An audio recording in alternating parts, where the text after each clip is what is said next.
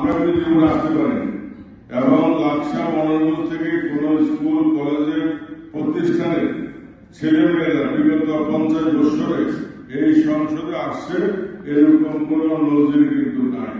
এটা হলো আমাদের আজকে হলো লাকসাম মনোরঞ্জনের 4টা প্রতিষ্ঠানের এটা দ্বিতীয় সফর। প্রথম হলো লাকসাম একটা হাই স্কুল, তারপরে আজকে হলো মনোরঞ্জনের 4টা কলেজে।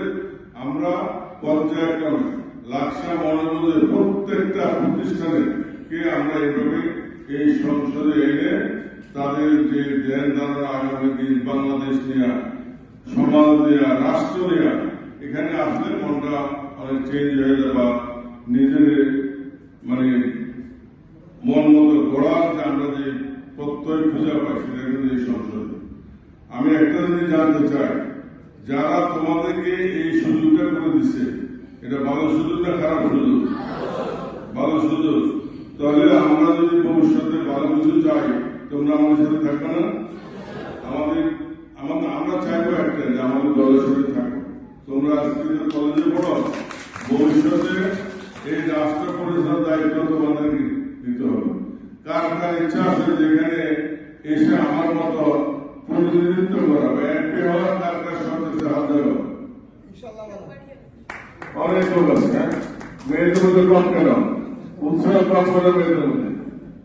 সবাই আমরা রাষ্ট্র পরিচালনার দায়িত্ব এবং আইন প্রণেতা হতে চাই।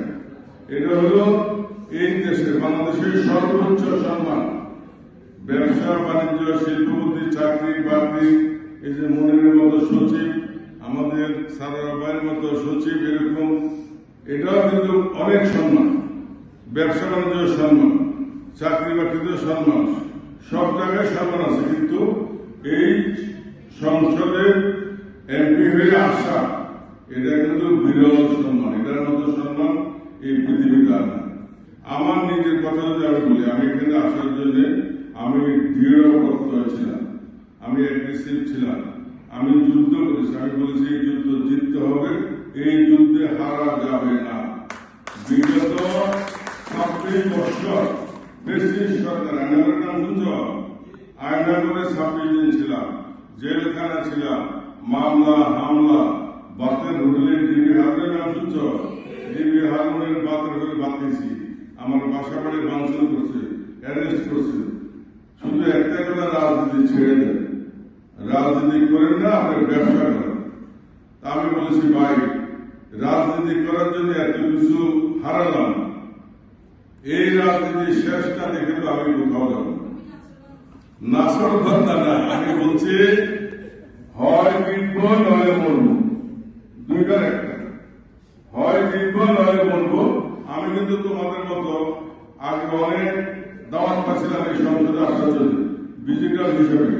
আমি মনে মনে আমি বলছি যে ভাই ঠিক আছে, দেখি সময় পেলে যাবো। কিন্তু মনে মনে একটা জিত ছিল, যেদিন নিজেকে গড়তে পারবো এই সংসদ ভবনের একজন সংসদ সদস্য হিসাবে, সেদিনে যোগ্য, তার আগে যোগ্য না। আমি সেদিনে ঢুকছি যেটা আমার সংসদ সদস্য হিসাবে প্রথম ঢোকা।